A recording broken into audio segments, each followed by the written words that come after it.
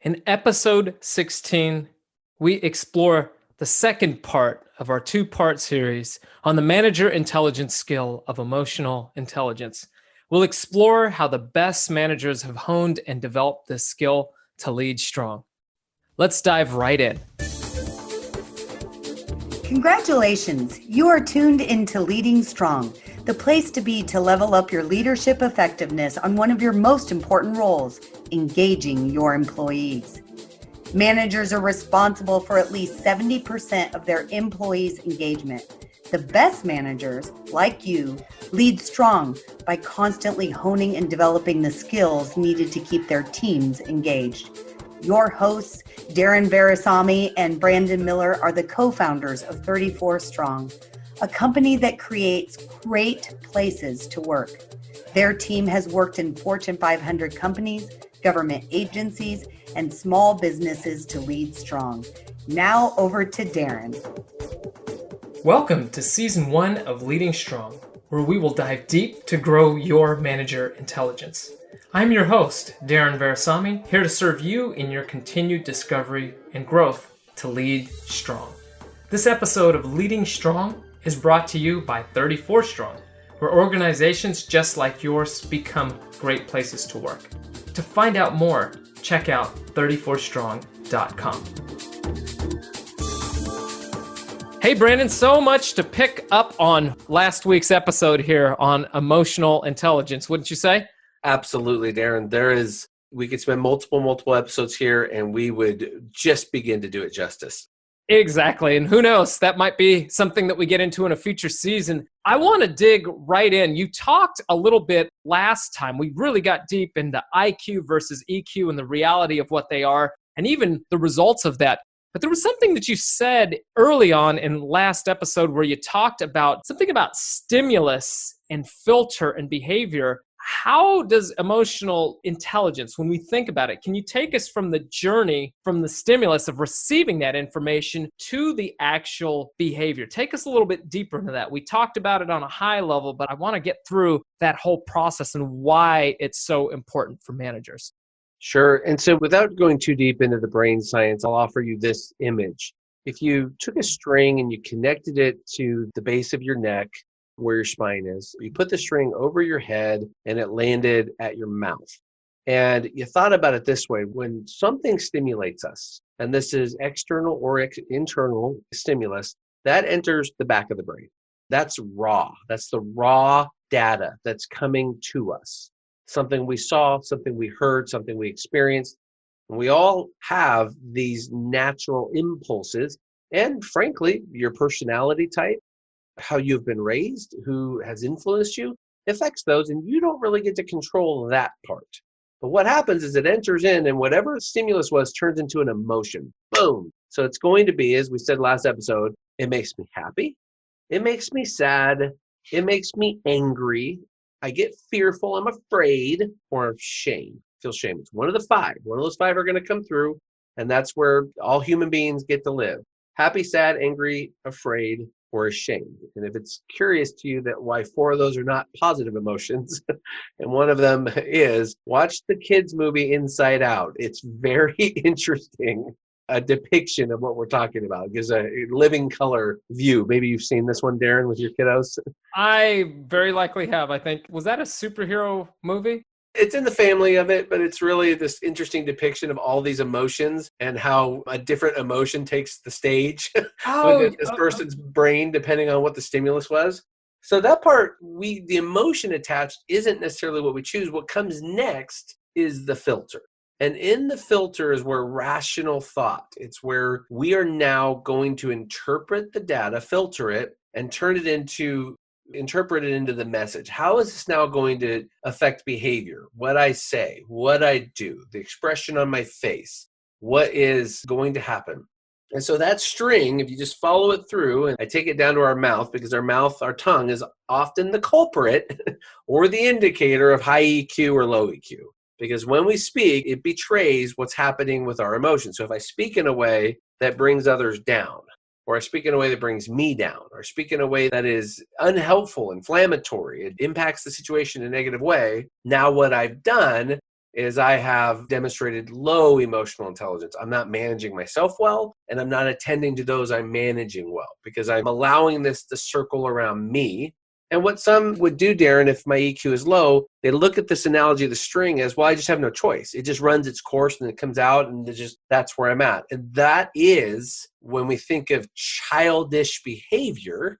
This is why our 2, 3, 4, 5-year-olds just spout off anything because their EQ, their emotional maturity is low because it's supposed to be. That's our role as parents, is to help process, help them filter, help them learn appropriate responses. That's a simple way to think about the 5 stages: stimulus, emotion, filter, interpret, and then our words and or behavior. That's how it technically works in our brain. Yeah. One of the pieces that I really want to reiterate there is it's a choice to get to the behavior that we have. The behavior that we make is a choice, and we start to actually think of the process of how we're going to choose to respond in different situations. I remember the first experience I really had with an emotional intelligence type course. I was actually at a leadership course, Brandon, I was doing when I was an intern in college. I was interning for the Federal Reserve, San Francisco, and through the program I was in, I went out to Nashville and I was in this training program. And the lady that was leading the program said something that really stuck with me. And it was simply this: if there's an accident on the highway, do you want an emergency reactor to show up or an emergency responder to show up? And everybody was like, well, responder. And she said, well, what's the difference between those two words? The responder paused to take in that filter of information before they went to the behavior. And that's a big part of the difference. When we're moving to a place of emotional intelligence, we're journeying from what might have been our initial gut reaction and then saying, actually, I'm going to catch that. I'm going to intercept that. I have a choice as to how I'm going to move forward with this and respond with that thought, with that filter, and interpret to the behavior that I want to get into. So when we think through emotional intelligence, this has been a common theme over the course of all of our manager intelligence skills. So don't be surprised that you're hearing it here again as we're closing out this series. The number one skill you're going to need to grow your emotional intelligence skill is, drums please. I'm going to do my little fake drum roll here, Brandon. What is it? Self-awareness. That's it. And why is that the quintessential piece of growing our emotional intelligence skill? Well, let's just start with the reality that researchers tell us that only 10 to 15% of people have acute or high self-awareness. And self-awareness is the work done to interpret what causes my triggers to trigger, what causes my buttons to be pushed, what is it that brings me to happy, sad, angry, ashamed, and afraid. Like, what does that? So self-awareness is work. It takes time. It takes reflection. It takes the ability to look back on behavior and actually quantify it. Was that the right way I want to respond? Is that the best way I respond? Or is there potentially something I could do to enhance, improve, become a better version? So self-awareness is a life work. And there are, unfortunately, few of us that fully regard it, though I think it's growing in its appreciation and understanding, as the quintessential quality of the most effective leaders share only one quality, Darren, and that's that they're highly self-aware. They know who they are, they know who they're not, and they can evaluate themselves without judgment, and they can evaluate others without judgment. And it makes for some of the best leaders that we can have in our lives. Big time. And self-awareness, on the heels of what Brandon just said, it's broken into two segments. There's internal self-awareness, right? We hear that word, and the initial thought that often comes to mind is strictly, oh, I'm aware of myself and internally how I am, who I am, where I'm strong, where I'm weak. The highly self-aware leaders that are really strong in the emotionally intelligent skill, they're also aware of their external self-awareness. This is a really important piece to be aware of. That's also the awareness of how their actions might be perceived, received by others, and they adapt and communicate in a style of that. In fact, there's a little bit of a breakdown that we've created. We've got what are called introspectors, seekers, pleasers, and then aware. Can you give us just a little bit of an overview of what each of these are? And then people that are tuning in, our listeners, maybe you can kind of think of where do you reside or what are the ones that you kind of jump around through? Take us through these here. Yeah, absolutely. Because researchers have for the last 50 years been at a crossroads of, is self-awareness external or is self-awareness internal? So do I internally know my emotions and govern and regulate them and determine their expression in my behavior or my communication? Is that self-awareness, or is it my knowledge of you and who you are and how you're feeling and how to apply it to you? And so that today many would say it's both. You have to have both. You have to effectively manage yourself and effectively manage others and know where you're coming from, where they're coming from. Otherwise, it will inhibit or impact your ability to be effective in a leadership role specifically. So when one is aware, they know who they are, they know what they want to accomplish, they seek out and value others' opinions, which Darren, you and I know is huge. Just the ability to listen to someone else tell you, hey, what you did there, not effective. It didn't work so well. And a person growing in self-awareness would say, tell me more. Help me to understand. Give me insights, because I'm probably dealing with, brace yourself, friends, a blind spot. I'm unaware of something that I do and its impact on others. So the more awareness we gain, the more we're dealing and digging into and being aware of the things we don't know that we don't know. We're just not present to it yet. So they will take feedback, and these are leaders who fully realize the true benefits of self-awareness and its connection or correlation back to emotional intelligence, that, yeah, I'm on a journey. I hope that the last breath I take on this earth is my most emotionally mature moment that I have, in tune with and aware of and connected to. That's a pick and shovel life. That means you're constantly picking and shoveling, and once you're settled, get ready for the next round, because it's a growth opportunity that we can maintain.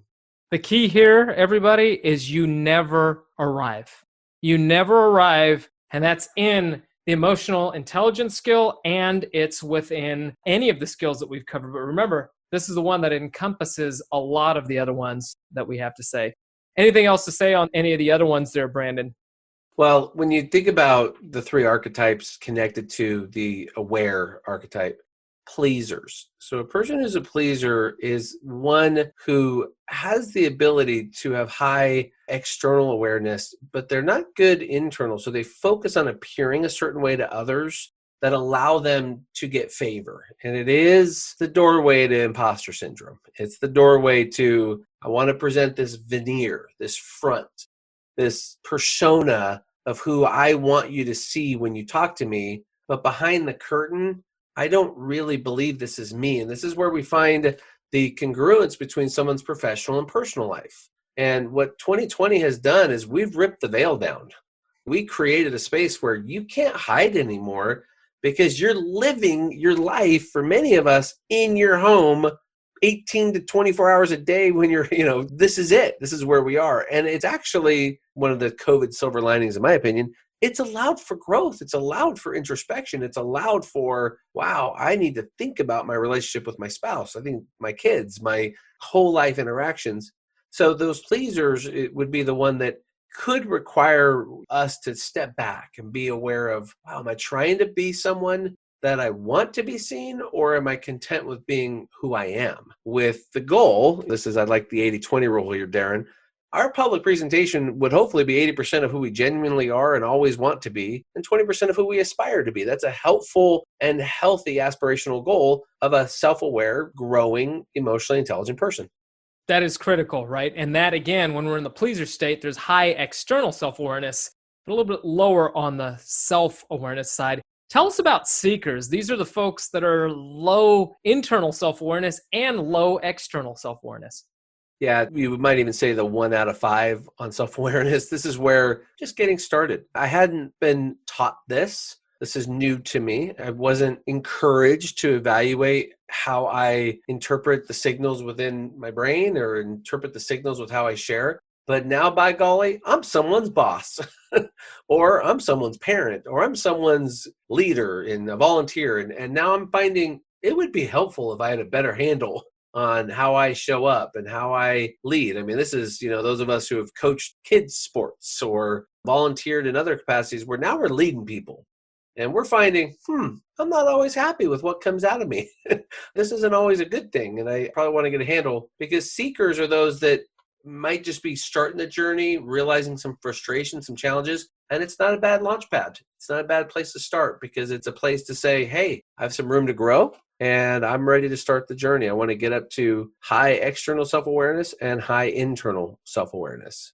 That's right. And then the final group that we have, they have high internal self-awareness and low external self-awareness, those introspectors. Tell us about them as we get close to wrapping up.